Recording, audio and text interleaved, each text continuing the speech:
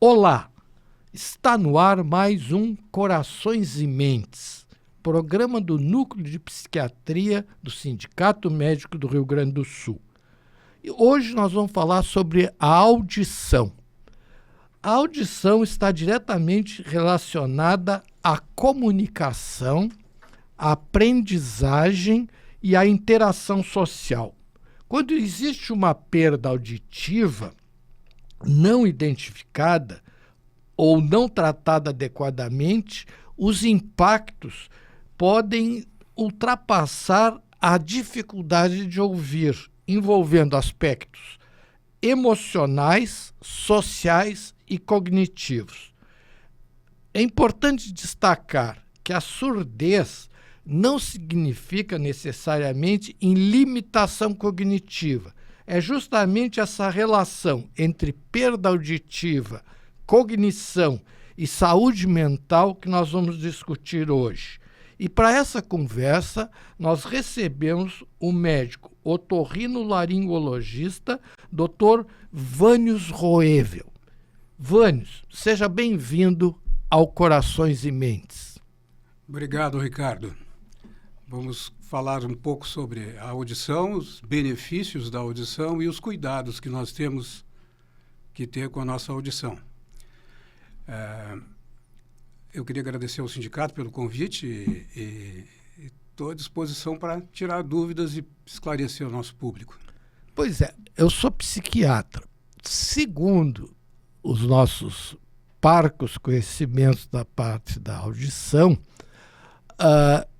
segundo pesquisas e alguns artigos publicados, quando a pessoa tem surdez, algumas partes do cérebro não são ativadas.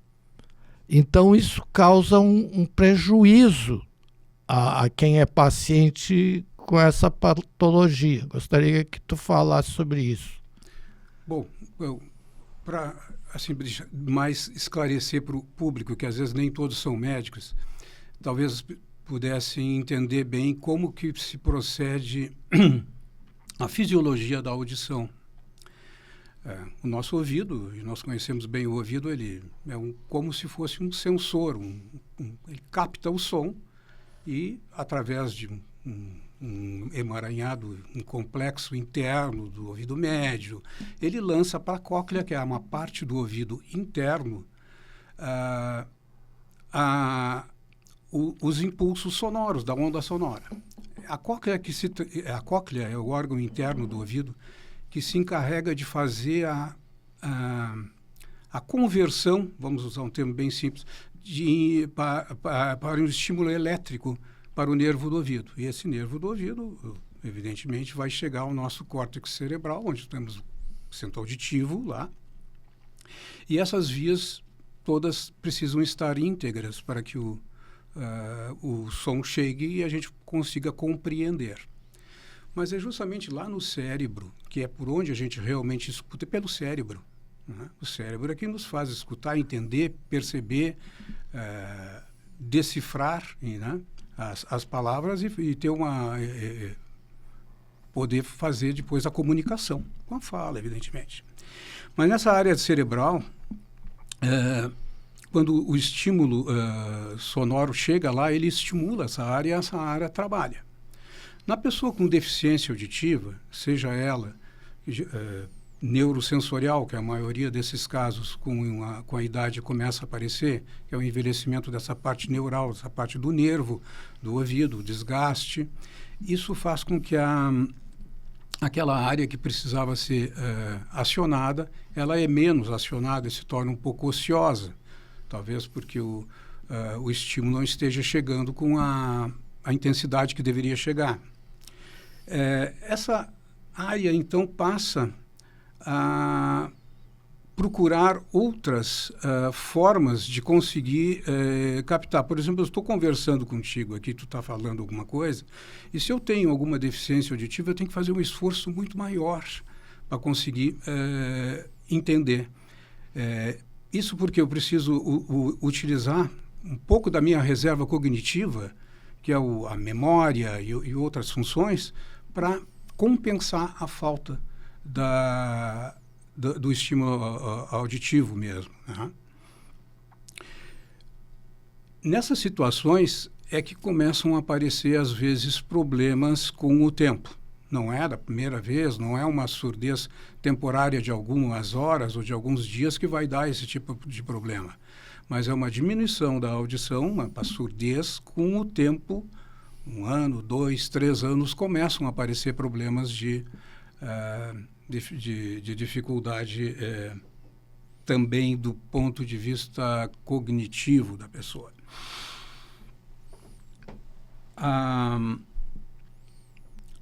Essas perdas neurosensoriais, que a gente chama, geralmente estão associadas a problemas de presbiacusia, que com a idade começa a ocorrer. Além de outras funções que também começam, às vezes, a ter mais prejuízo com a idade. Visão, até o olfato, a gustação também. Pois é. O meu oftalmologista diz que a falta de visão atinge 70% da capacidade cognitiva. Bom, cada um puxa para o seu lado. A gente considera que a audição é extremamente importante, claro que a visão também, mas nós temos também números semelhantes com a questão da audição. Agora, tu imaginas isso numa pessoa que já começa a acumular um déficit visual pela idade, auditivo também, então isso compromete aquela nossa... Sim, pela questão da visão é comum, né, pela idade, a catarata, por exemplo. A catarata, ou até mesmo uma refração, qualquer outro tipo de problema, né? E isso começa... A catarata é bem simples, típico, né? Então, são situações que... nós temos que ter essa atenção para isso tudo, porque o declínio dessas funções sensoriais, de audição, de visão, olfato, gustação, isso vai acabar prejudicando justamente, da mesma forma que eu expliquei da audição lá no nosso córtex cerebral, outras áreas do cérebro passam a ter menos estímulos, né? Aí as funções, por exemplo, como a memória, a atenção, a concentração, né? Uhum. E aí eu te faço uma pergunta. Aquela criança que nasce com alterações auditivas, algumas nascem já, né? E outras adquirem. Sim. A perda auditiva pode ser congênita, inclusive, pode ser adquirida na infância, pode ser adquirida na idade adulta. Sim, mas imagina uma criança, como tu disseste, o esforço que ela tem que ter, o cérebro dela... É que é um pouco diferente na criança, porque a criança nunca teve, essa criança congênita, ela nunca teve um estímulo auditivo como um adulto já teve. Então, ele já tem o conhecimento das palavras, ele vai ter facilidade de reproduzir as palavras. A criança que nunca teve um estímulo, nunca escutou, ela não tem noção de como que se articula uma palavra. Então, é um problema bem mais complexo nisso aí. A mesma coisa é quando é uma perda auditiva que ocorre, às vezes, nos primeiros anos de vida. Crianças com meningite ou com infecções otológicas, elas começaram a aprender alguma coisa e, em seguida, perderam a audição ou ficaram muito prejudicadas. Isso tem que ter essa atenção. A gente tem como fazer diagnóstico precoce nisso, nesses testes da orelhinha que a gente se faz no berçário, né? Todo mundo conhece. E às vezes até na própria escola, a criança já nos primeiros anos escolares já se pode perceber isso. E isso chama atenção, porque isso tem que ter uma abordagem multidisciplinar, né? O pediatra mesmo vai chegar no pediatra muito depois, mas primeiro é a professora que percebe isso, fala para a mãe leva no pediatra, vem no especialista, o especialista manda na fonoaudióloga para fazer algum teste mais para avaliar como é que está também todo o processamento auditivo dessa criança, porque às vezes o problema não é só o ouvido, às vezes o problema já está mais adiante, né? Sim, mas essa criança, vamos dizer, a criança que ela tem única e exclusivamente uma patologia auditiva. Ela tem uma capacidade de memória, de atenção, de Sim, isso concentração. está preservado. Está preservado. Sim. Ela não tem aquela dificuldade que tu falou. Ela tem capacidade de aprendizagem, De aprendizagem escrita, talvez, né? Outro tipo de aprendizagem, mas a audição ela não consegue desenvolver a fala, evidentemente, né? Porque não tem... Pois é, eu tive um paciente que me chamava a atenção o seguinte, o que eu recebi a informação dos pais, que ele não falava porque ele não ouvia. E aí ele teve um tratamento com a fonoaudióloga e ele fazia leitura labial e aí ele conseguia falar. Geralmente, para fazer a leitura labial, a criança já tem que ter tido pelo menos um período em que ela teve uma boa audição. Ela pode ter pedido audição com 3, 4, 5 anos de idade, e aí com a leitura labial ela consegue compensar isso. Ela não vai ter uma articulação da palavra perfeita, porque ela não ouve, né? Mas ela vai conseguir ter muito próximo disso. Nós temos trabalhos de fonoaudiólogos assim, maravilhosos que conseguem reabilitar com a palavra, mas ela tem que ter pelo menos um início. O que se faz em termos de tratamento disso mais avançado são as próteses implantadas, né? As próteses, prótese coclear, né? São os implantes, são coisas mais avançadas para poder ter algum estímulo mínimo, né? E a partir daí poder ter uma convivência maior, uma vida praticamente dentro da normalidade. Esse menino que eu acompanho ele até hoje, ele é formado, tem diploma universitário, né? Uma coisa que a gente notava, porque tu começa a atender e as pessoas começam a falar e daqui a pouco começam a vir pacientes com as mesmas patologias. E eu como psiquiatra, eu não sei se esse traço é um traço comum, eu notava que eles eram um tanto quanto, não dá para generalizar, né? Eles eram desconfiados, eu até usava o termo técnico, né? Um tanto quanto paranoides, assim. Eles eram meio desconfiados. Então eles conviviam, eles têm a associação então eles conviviam entre eles mais, né?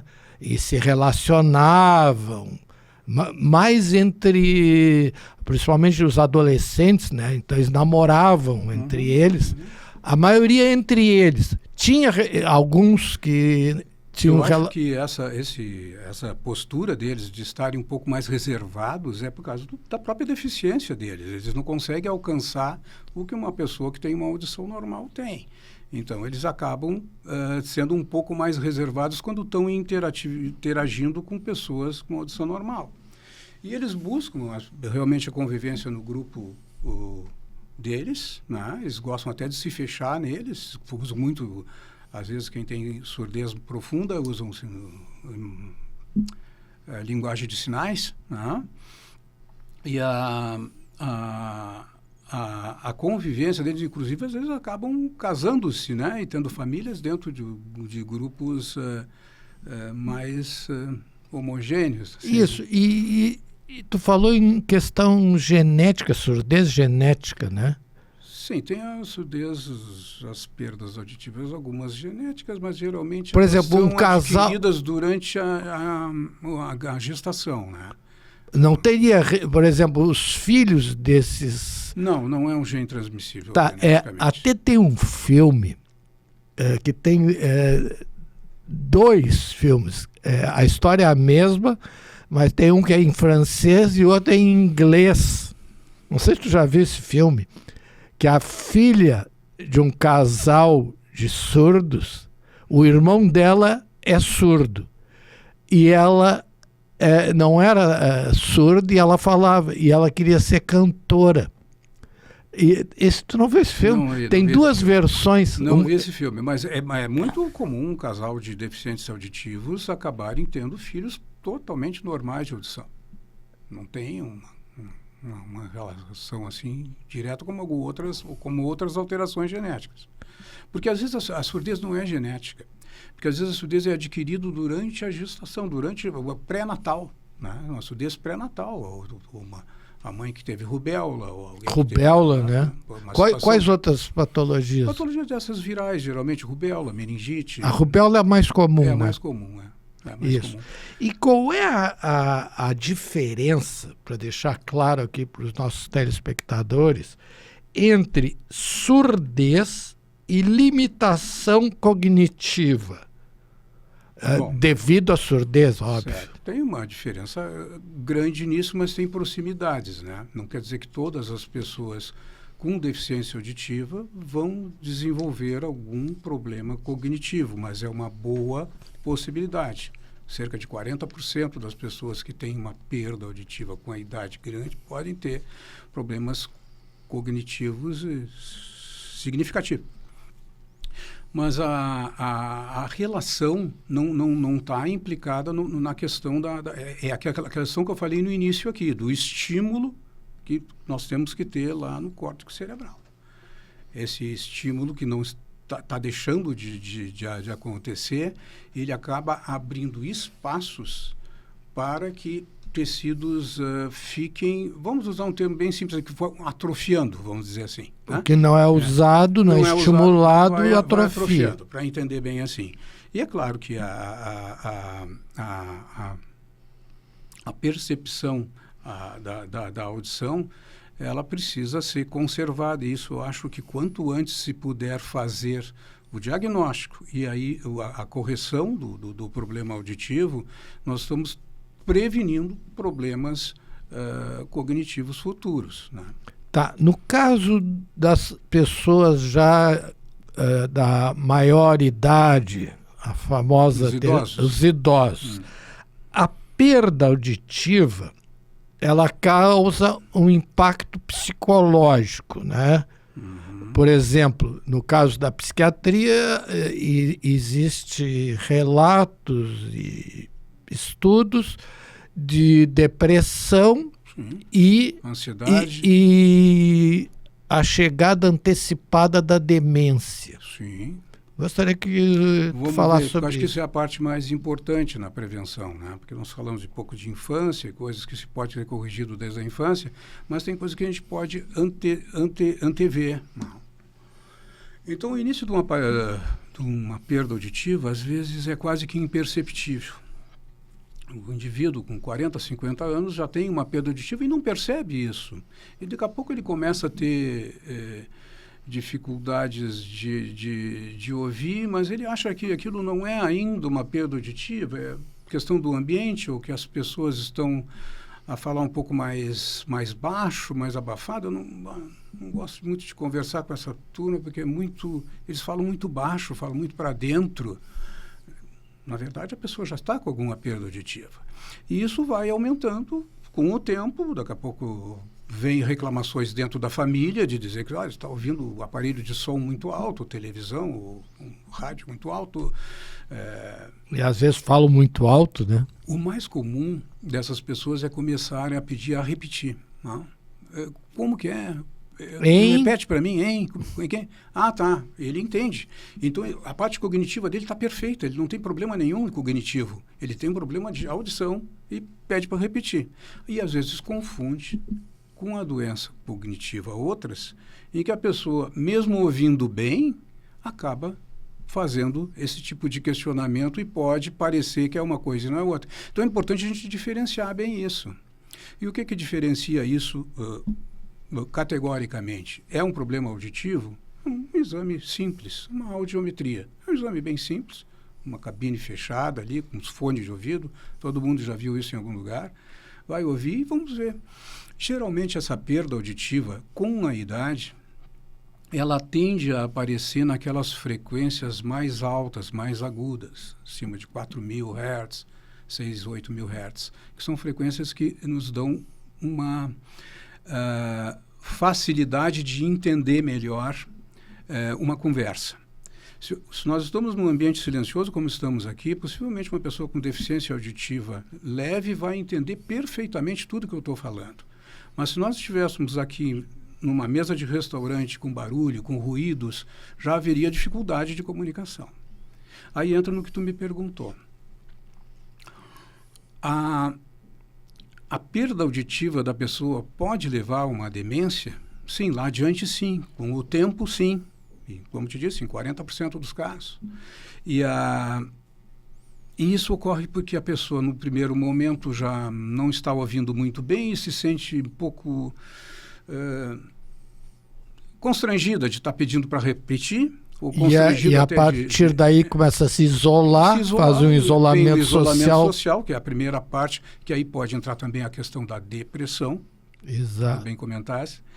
E aí a parte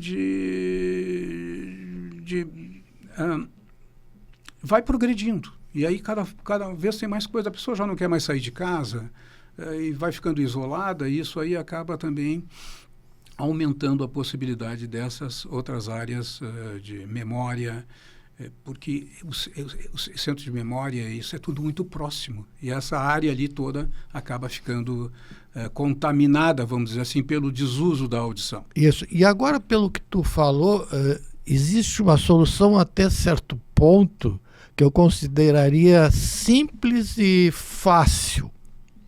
Sim. Né? Que seria colocar uma prótese auditiva, um aparelho auditivo para compensar a audição. Isso é o lógico, né? A pessoa tem a perda de audição, está determinado que já mereceria ser dada uma atenção a isso. Se usa um aparelho auditivo e esse aparelho auditivo vai pelo menos ajudar a preservar, isso é importante também, aquela perda que deveria já dali a 1 ano ou 2 estar pior. Então ela pode, com o aparelho auditivo, segurar, digamos assim, essa perda auditiva. Ela não vai recuperar a audição, mas a pessoa vai ouvir melhor e aquela perda auditiva poderia aumentar. Agora vem a outra parte que é a mais complexa de toda, que é a adaptação do nosso paciente idoso para o aparelho auditivo. Às vezes, eles não são muito simpáticos ao uso do aparelho, né? Então, isso é uma situação que, às vezes, precisamos nós, geralmente lá no nosso consultório, a gente tem que quebrar essa imagem que ele tem do aparelho. Os aparelhos auditivos são maravilhosos hoje, são pequenos, são todos totalmente digitalizados. Não, nós temos já colegas nossos, né, da nossa faixa etária, né, nós não vamos confessar que é a nossa idade, que usam esses aparelhos que são quase impercebíveis. Sim, são até muito simpáticos, eles são geralmente... funciona por Bluetooth no celular. Então, não, mas assim que eu digo, são pequenininhos. Programa de televisão, de rádio ali. Não, e são pequenos, sim. Não, porque antigamente, né, era que nem os telefones celulares, né? Os telefones celulares eram grandes, uns tijolão que a gente dizia. Mas, Ricardo, mesmo assim, as pessoas têm muita resistência ao uso do aparelho. E quanto mais idoso, mais a pessoa tem resistência. É interessante isso que eu tenho visto. Se eu prescrevo um aparelho auditivo para um adulto jovem de 45, 50 anos, ele facilmente vai aceitar, até pela função laboral dele, é professor, precisa conversar, está em atividade. Já para uma senhora de 80 anos tem bastante resistência, porque é uma pessoa que já não sente tanta vontade de estar se comunicando, e aí é que entra essa situação que vai agravar e pode nos trazer problemas maiores ali adiante. Pois é, a minha sogra tem 93 anos, mas ela é uma pessoa que ela tem muita vida social. Se tu achar ela em casa, algum dia da semana tu vai ganhar um Fuca zero, né? Porque ela está sempre... E ela tem um problema auditivo já respeitável. Mas só que ela tem um grande problema, que ela está sempre trocando o aparelho, porque ela diz assim: esse aparelho eu escuto longe. E aí eu vou lá para eles arrumarem o aparelho, aí eu só escuto, por exemplo, ela diz assim, eu escuto o barulho das folhas. Mas das folhas que caem no chão, assim, mas não escuto. A gente fala com ela, e aí ela fala o assunto, né? Então, a gente pergunta, a senhora botou o aparelho? Entendeu? Ela diz que escuta assim, detalhes, folhas no chão. Isso na programação do aparelho auditivo pode ser corrigido. Isso tem formas de se melhorar, porque isso possivelmente é porque tem alguns sons mais sobressalientes que outros e é uma questão de acomodação. Talvez ela pudesse ter uma assessoria lá que ela podia corrigir esse problema. Não é um problema maior isso, não. E para ler... O importante é que ela está usando, e já usou mais de um, então está ótimo. Não, ela vai trocando e vai lá e tal. E quais os sinais, assim, um alerta que nós devemos deixar aqui para os pais? Qual os primeiros sinais para os pais, professores, pediatras, né, para quem tem interação com criança? Crianças, né? Bom, uma criança que aparentemente tem uma audição normal e com o tempo começa a apresentar alguns sintomas, como assistir o desenhozinho na televisão em alto volume, ou a crianças maiorzinhas que na escola começam a apresentar algum atraso, tem que ser investigado, porque elas podem ter problemas. É muito comum em crianças essas infecçõezinhas de via aérea superior, otitezinhas, rinites, e isso acaba, às vezes, podendo dar um problema transitório de audição, que às vezes é facilmente solucionável com o tratamento médico, e isso pode também nos ajudar bastante a evitar problemas futuros depois para o ouvido da criança. E a outra situação é quando começam a desenvolver essas tipo de perda auditiva que a gente chama de sensório neural, neurosensorial, que aí é o nervo. Aí é um outro tipo de coisa que precisa ser muito bem avaliado. Existe uma série de testes que faz para crianças também. Existe a audiometria infantil, existem exames que podem nos trazer mais recursos, Bera e outros. E isso pode nos trazer uma ideia de que esse problema, às vezes, não tinha sido nem percebido e começa a se tornar mais... gritante na época de escolar, às vezes começa a aparecer um tipo de problema. E aí já às vezes problemas até no processamento auditivo, não é nem no ouvido em si, já é lá na parte cerebral. Também existem tratamentos para isso e isso precisa ser visto o quanto antes para não ter algum atraso na criança, nem no desenvolvimento da fala, nem do aprendizado mais adiante. Esse meu paciente que eu te falei, a mãe dele escreveu um livro que é um sucesso, né? Que ela conta a história dela, da dedicação a esse filho, a evolução dele, né? E ela me contando que tem uma prevalência dos distúrbios auditivos, um percentual que eu gostaria que tu confirmasse. Qual é a prevalência no Brasil? Qual é o percentual de pessoas? É o seguinte, surdez é uma coisa e transtornos auditivos é outra, mas associando, É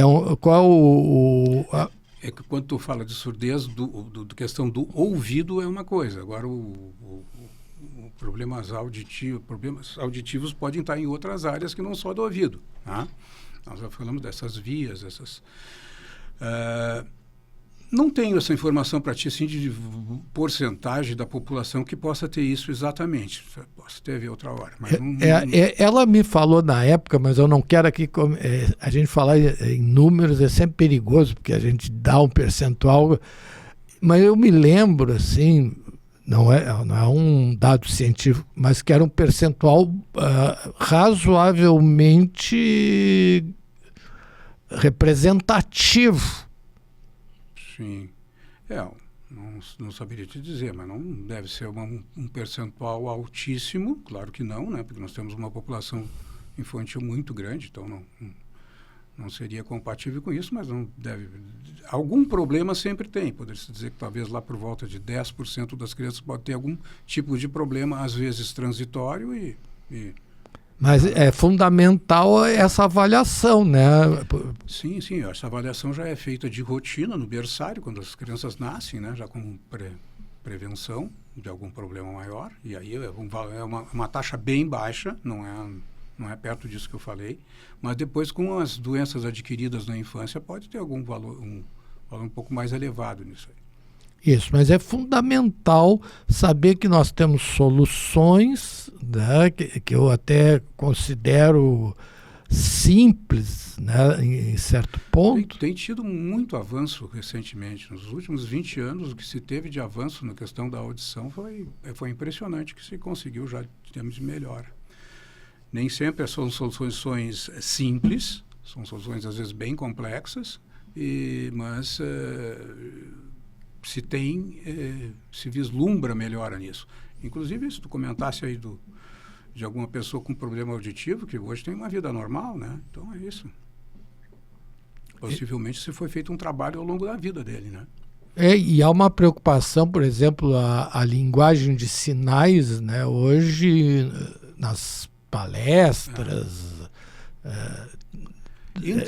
Entre os deficientes auditivos, eles preferem sempre usar a linguagem de sinais do que tentar falar, né? Porque primeiro que eles tentam falar, tu já percebesse como é que o deficiente auditivo se expressa. Ele tem dificuldade de articular alguns fonemas, algumas palavras, né? Não, e quando eles falam entre eles, eles falam numa rapidez, né? Sim, com os sinais. Aí eu passei uma situação que eu fiz a volta para ver. Eu vi uma briga de 2 namorados surdos e mudos. Olha, até vou dizer para vocês, eu parei, eu vi aquilo e fiz a volta. Era ali na Ipiranga, ali perto do shopping, aquele shopping ali... Praia de Belas. Praia de Belas. Mas era muito, assim, não é querer... Ao mesmo tempo, a gente ficava impressionante, assim, que eles estavam muito bravos os dois, eram 2 namorados. Aquela briga de namorado, assim, que tu via... E é engraçado porque eu não entendo nada da linguagem de sinais, mas tu entendia que era uma coisa afetiva e algo muito sério, assim. E eles falavam numa rapidez e, assim, não era nada violento, nem nada, assim. Mas, assim, eles falavam e a gente vê que eles estavam se entendendo e cobrando, né? Possivelmente tinha ciúmes ali, talvez. Exatamente, muito. Mas, Vânios, eu acho que tu deixou aqui claro para nós um ponto fundamental, que o que é surdez, ou senão tu tenta definir claramente, e limitação cognitiva. Bom, então isso que eu sempre digo, diferenciar bem isso, porque a limitação cognitiva é o problema que ocorre, que pode ocorrer independente da perda auditiva. Né?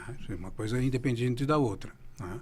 E, como eu disse, nem toda perda auditiva também vai levar a um distúrbio cognitivo. Mas isso está extremamente relacionado. Então, é importante, às vezes, a gente poder diferenciar, se nós estamos com um paciente que está apresentando algum sintoma, se aquilo é uma perda auditiva simplesmente, ou se é um problema cognitivo, ou se já são as duas coisas associadas. E uma coisa que a gente tem que chamar a atenção, que a população do estado do Rio Grande do Sul, tu soubesse que o ano passado os idosos aumentaram. Né? E me chamou a atenção assim, mas como que idoso aumentou? Como? Simplesmente é porque não morrem. E tu te lembra daquela pirâmide que nós tínhamos? Sim. Era uma pirâmide, tu viu que agora já não é mais uma pirâmide. Agora já está ficando um barrilzinho, né? Barrilzinho. Então a tendência é que em 2050 o estado do Rio Grande do Sul seja um estado de pessoas idosas. Acho que já estamos indo para isso, bem antes até. Então, provavelmente, né, é óbvio que todos nós teremos problemas de audição, né? É muito provável, com a longevidade, que esses problemas vão ser cada vez mais prevalentes, não tem dúvida. Isso como eu te disse, uma faixa etária de 50, 60 anos, poucas pessoas têm esse problema. Mas já com 80, 90 já é uma tendência, e como né? Nós vamos todos chegar aos 100 anos. Então, a probabilidade já tem regiões do estado, né, que está ficando comum as pessoas chegarem aos 100 anos. E até nos jornais de hoje fala do aniversário de uma pessoa de 108 anos. Então, agora está começando a aparecer, né? O nosso consultório tem bastante centenários lá. O Dr. Vânios Roevel é otorrinolaringologista do Hospital Moinhos de Vento e também foi presidente da Associação dos Otorrinolaringologistas do Estado do Rio Grande do Sul. Secretário da Associação de Otorrinos do Rio Grande do Sul. Mas eu vi que vocês fizeram um livro lá. Sim. Teve uma ocasião que fizemos um livro reportando memórias da otorrinolaringologia ao longo de 80 anos quase, e aqui no Rio Grande do Sul. Então, mais para homenagear os velhos mestres, professores que nos... pioneiros da otorrino, depois os nossos professores. Nós podemos fazer aqui uma homenagem ao nosso velho professor, o Sidney Castanho, pai do nosso colega Lúcio Castanho. Nosso contemporâneo de faculdade. Lá da nossa leiga da Federal de Pelotas. Ô Vânios, eu gostaria de ficar conversando mais outras coisas. Outro dia nós vamos te trazer aqui para falar de um outro assunto que tem tudo a ver com a audição, que tu é um profundo conhecedor, que é música. Que bom. Né? Eu e o Vânios, eu tenho que confessar, porque isso aqui é um fato histórico. Eu e o Vânios, na nossa juventude, fomos a um show simplesmente antológico. Isso. E creio que na tua memória auditiva, né? Eu vou deixar para te contar para os nossos colegas que show foi esse e quem tocou. Nós estávamos indo para o Rio de Janeiro e o Ricardo foi um dia antes e estávamos esperando por ingressos já para ir ao show no Canecão. Toquinho, Vinícius, Tom Jobim, ao piano. Isso. E Milcha. Milcha, né? E show maravilhoso. Mas só que no intervalo do show, o Tom Jobim ao piano chamou para compartilhar conosco alguém que estava na plateia. Um senhor alto levantou lá, grande, Oscar Peterson. Ele sentou ao piano ao lado do Tom e nos brindou com uma peça maravilhosa. Wave. O Oscar Peterson, um dos maiores pianistas que o mundo teve, era um canadense, né? Mas ele era imenso, né? Ele era quase do tamanho do piano. E aquela foi uma noite antológica, memorável que a nossa audição e a nossa memória nos permitiu, né? É verdade, tivemos muita sorte naquele momento. É verdade. Todo mundo conseguiu assistir o Oscar Peterson assim da frente. Não, a gente ficou assim pasmado, sabe? Ô Vânios, eu gostaria de deixar à vontade para tu te despedir dos nossos telespectadores. Então, queria agradecer primeiro ao Simers e ao Ricardo pelo convite e deixar uma mensagem de lembrança que estejam atentos à sua audição. O mínimo sinal, até esquecemos de falar aqui da questão do zumbido, o mínimo sinal pode ser um prenúncio já de uma perda auditiva, e isso pode levar lá mais adiante a problemas maiores, que a gente tem facilidade para resolver isso. Vamos procurar recurso, vamos fazer os exames necessários e vamos procurar ter uma vida melhor, porque, como acabamos de dizer, nós vamos ter muitos anos pela frente. Mais uma vez agradeço, então, isso é a minha mensagem. E a minha mensagem, que eu espero que a gente tenha muitos shows pela frente. E quero te deixar aqui um mimo, uma lembrança aqui do nosso sindicato, do nosso Muito programa. obrigado, e agradecer a audiência de vocês. E creio que esse programa de hoje ele foi um programa muito até... de afeto, carinho de dois colegas que entraram na faculdade junto, que foram colegas de colégio e que são dois aficionados da música. Muito obrigado pela audiência e até a próxima.